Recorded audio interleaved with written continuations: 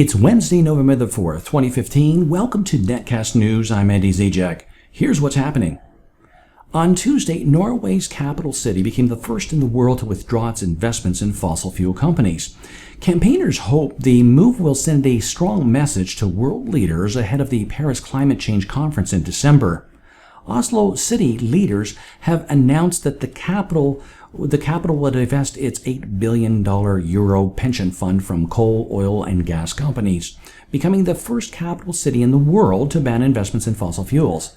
The Norwegian capital is leading by example to demonstrate that renewables are the future and spearheading the fight against climate change. Arid Hamsted of Norwegian environmental NGO Future in Our Hands said this: "We are extremely happy to see that just weeks before the Paris summit, the new city council in Oslo makes a brave move and becomes the first capital in the world to decide to divest from all fossil fuels." Once again, after more than 3-decade interlude, another Trudeau became sworn in as leader of Canada.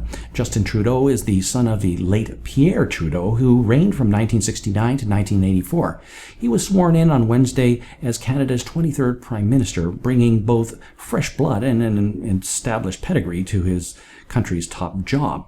The younger Trudeau's ascent 16 days after the Liberal Party scored an absolute majority in the general election.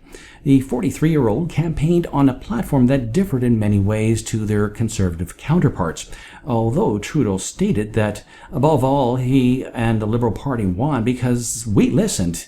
He said, "We defeated the idea that Canadians should be satisfied with less, and that better isn't possible." He said, "My friends, this is Canada, where better is always possible." But then again, Canada has seen a slow and steady decline in its economy and the future being uncertain. Some professionals call Canada the land of restrictions and a quiet dictatorship, since Canadians simply accept what's given to them without any protest.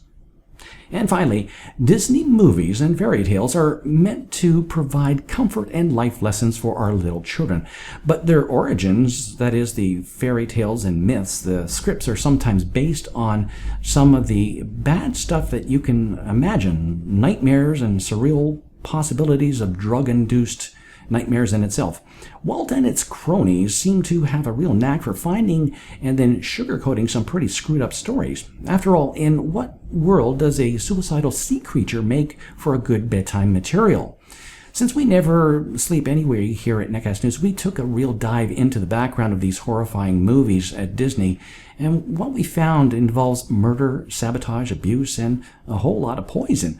But not exactly the type of movies to show your kids. But of course, these movies have been glorified and even hypnotizing to the children that don't know any better, aside from the hidden messages within these movies themselves.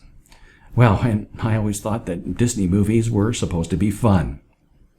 And that's a report for now. Thanks for joining us on NetCast News. Stay tuned for more later. I'm Andy Zajac. See you soon.